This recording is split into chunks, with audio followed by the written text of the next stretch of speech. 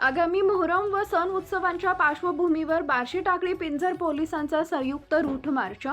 बार्शी टाकळी तालुक्यात आगामी मोहरम तसेच विविध सण उत्सव शांतता, सौहार्द आणि सुरक्षित वातावरणात पार पडावेत, तसेच कायदा व सुव्यवस्था अबाधित राहावी यासाठी बार्शी टाकळी व पिंजर पोलीस स्टेशनच्या वतीनं गुरुवारी संयुक्त भव्य रूट मार्च काढण्यात आला।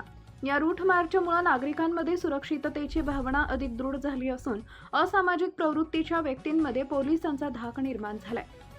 बार्शी टाकळी पोलीस स्टेशनचे ठाणेदार प्रवीण धुमाळ यांच्या मार्गदर्शनाखाली तसेच पिंजर पोलीस स्टेशनचे ठाणेदार गजानन राठोड, पोलीस उपनिरीक्षक अभिषेक नवघरे, बीट जमादार नागसेन वानखेडे, बार्शी टाकळी पोलीस स्टेशनचे ईश्वर पातोंड आणि सर्व बीटचे जमादार तसेच पोलीस कर्मचारी यांच्यासह सुमारे 50 पोलीस अधिकारी व कर्मचाऱ्यांनी या रूट मार्चमध्ये सहभाग नोंदवला। बार्शी टाकळी व पिंजर येथील मुख्य रस्ते, बाजारपेठा, गर्दीची ठिकाणं तसेच संवेदनशील भागातून हा रूट मार्च काढण्यात आला। यावेळी पोलिसांनी नागरिकांना शांतता, सलोखा आणि सामाजिक ऐक्य जपण्याचे आवाहन केले। कोणत्याही अफवांवर विश्वास न ठेवता संशयास्पद हालचाली अथवा घटना तात्काळ पोलिसांना कळवाव्यात असे आवाहनही करण्यात आले।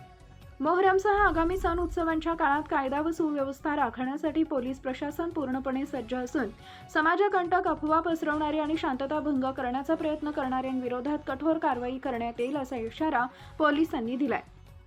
प्रामुख्याने वरिष्ठ पोलीस अधिकाऱ्यांच्या मार्गदर्शनाखाली पिंजर पोलीस स्टेशनचे ठाणेदार गजानन राठोड आणि बार्शी टाकळी पोलीस स्टेशन ठाणेदार प्रवीण धुमाळ यांनी तसेच त्यांच्या सहकार्यांनी हा रूट मार्च यशस्वी केला।